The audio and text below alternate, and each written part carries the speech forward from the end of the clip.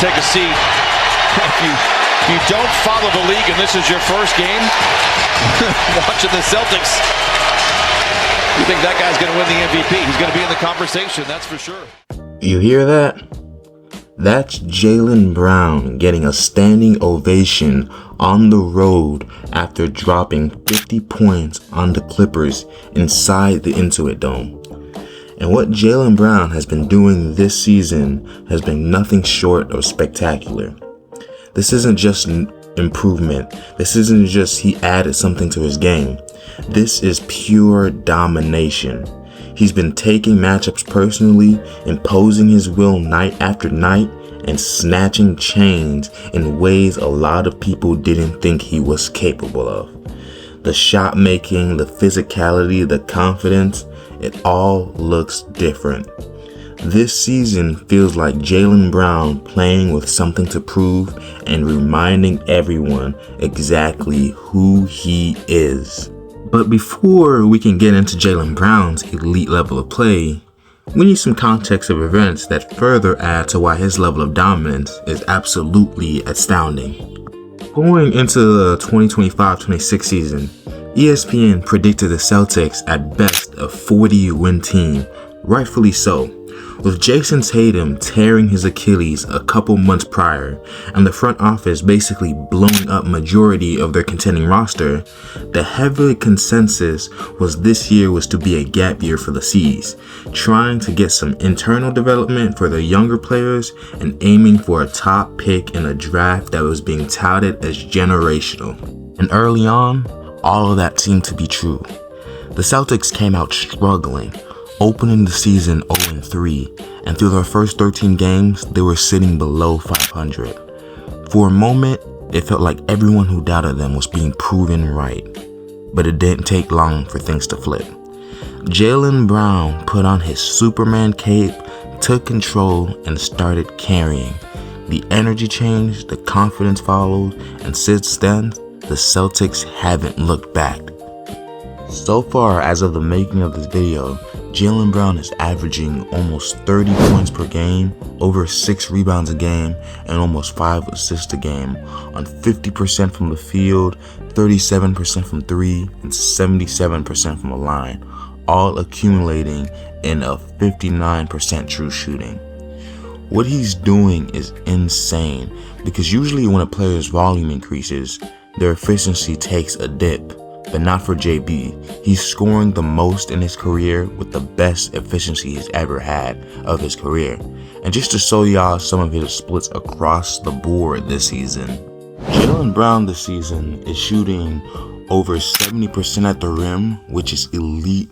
Almost 52% from inside the paint, non-restricted area, not at the rim, which again is elite. And he's been one of the best mid-range shooters in the league this season at almost 47% from mid-range, which including his shot difficulty is also incredibly elite.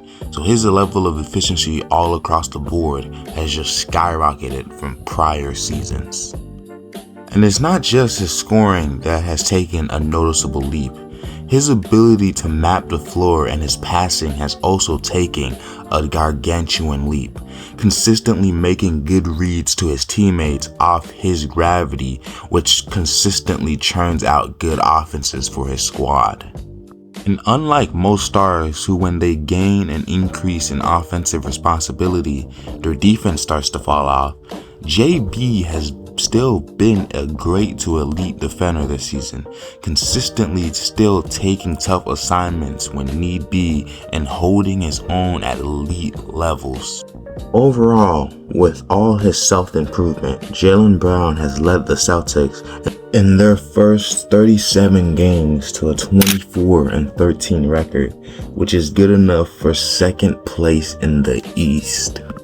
That's well above where most people expected Boston to be coming into the season, and obviously there's more that goes into it, another huge factor being Joe Mazzulla being one of the best coaches in the NBA, but that's a topic for another day.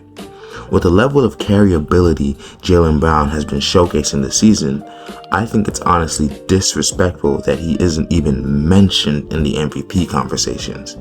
I'm not saying that I think he should win it, but think about this. Imagine a team loses its best player for an entire season, and essentially the front office detonates the roster that was a championship contender and replaces its talent with lesser talent, and the team is expected to be on a full-on tank job by most fans and analysts. Then, the next season, the number 2 option steps up, has an elite career-level jump, and carries that team to one of the best records in the league. If most players did that, they'd be firmly in the MVP conversations, not even a question about it. But apparently not Jaylen Brown. Again, I'm not saying he should be the favorite, but he deserves way more recognition than he's getting right now in my opinion.